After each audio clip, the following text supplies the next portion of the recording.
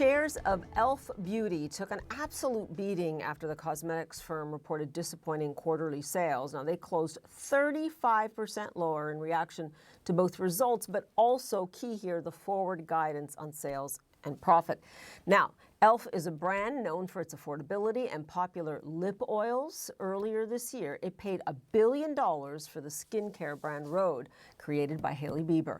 Now, the company is grappling with cautious shoppers and the sudden cost of U.S. tariffs. Tarang Amin is the chairman and CEO of e.l.f. Beauty. He joins us now. Good to see you. I know it's been a disappointing day perhaps for your stock, but we're really looking for some insights here, not just on what happened with your company, also in terms of guidance going forward, but what are you seeing in terms of consumer trends and costs? Like, what are the challenges? Well, thanks, first of all, for having me. Obviously, it's a challenging macro, but I'm very proud of the team. We just reported our 27th consecutive quarter of net sales growth, averaging over 20% growth over that period. We're also the only cosmetics brand in the US out of 1,000 that's grown market share for 27 consecutive quarters.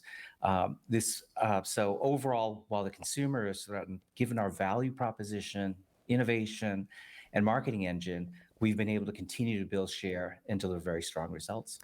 I hear you. When we talk about the challenges, let's start then with the tariffs. I mean, clearly they've hit you. How, and do you expect it to blow over at some point? Well, certainly we're subject to tariffs like many companies are. In fact, on average this year, our tariff rate will be about 60% relative to about 25% last year. So it's a major headwind, 3,500 basis points. Now, the way we've been able to overcome tariffs is through a combination of pricing, supply chain diversification, and business diversification. And so, I think we're going through it just like everyone else is, and proud of the team of how we're navigating.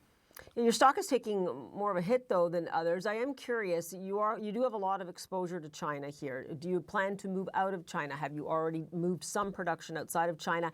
And, the president just signed this kind of trade truce, I would call it. Is that helping you at all?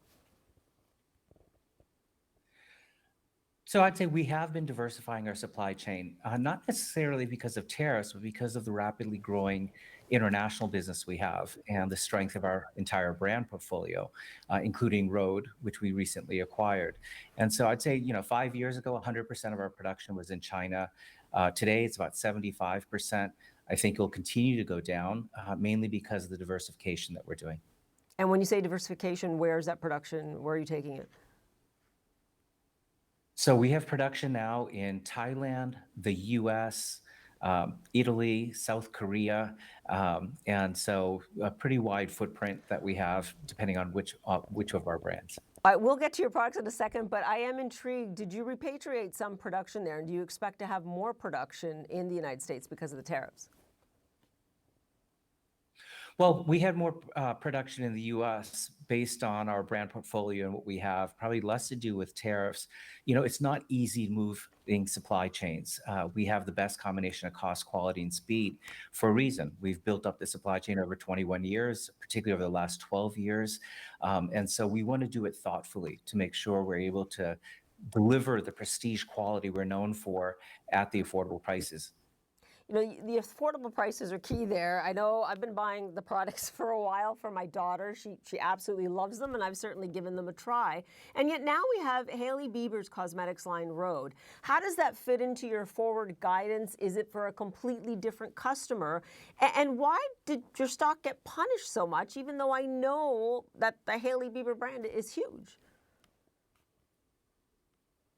Well, first of all, I couldn't be happier than to invite Hailey and the Rhode family into the e.l.f. Beauty family. The reason we did the acquisition is they absolutely fit our vision of creating a different kind of beauty company by building brands that disrupt norms, shape culture, and connect communities. They absolutely do that. We closed the transaction in August, and in September, we launched in all Sephora doors in North America. And it was the best launch Sephora's ever seen. In fact, it was 2.5 times the previous record. So the brand is really resonating. We're very excited about it. In terms of the reaction today, I think it was a factor of, because of the uncertainty around tariffs, we haven't been able to give guidance. So I think consensus got away from us. And so we finally gave guidance, and that guidance was really strong. We're guiding 18 to 20% net sales growth this year, which in this environment, I think is really quite something. And of course, based on the strength across our brand portfolio. So this is just, I think, a little bit of an overreaction, but we're very confident about the long You, term, just as we've delivered. yeah, you did lose, there was a reason investors are pretty much punishing you in the sense that you lost a lot of your market gain this year. I note here that in your call, you mentioned the Rhode brand and Hailey Bieber like dozens of times. How much is riding on the success of this brand for you in terms of giving that forward guidance? Well, I think we're really pleased with the momentum we have on road, but I tell you, in our fiscal 25, every one of our brands grew. So we've real strength and incredible white space in color cosmetics, skincare, and international. So we have multiple levers of growth. Tarang, please come back. We've learned a lot about tariffs and how businesses like yours are adapting to the tariffs and the market in general. Appreciate your time.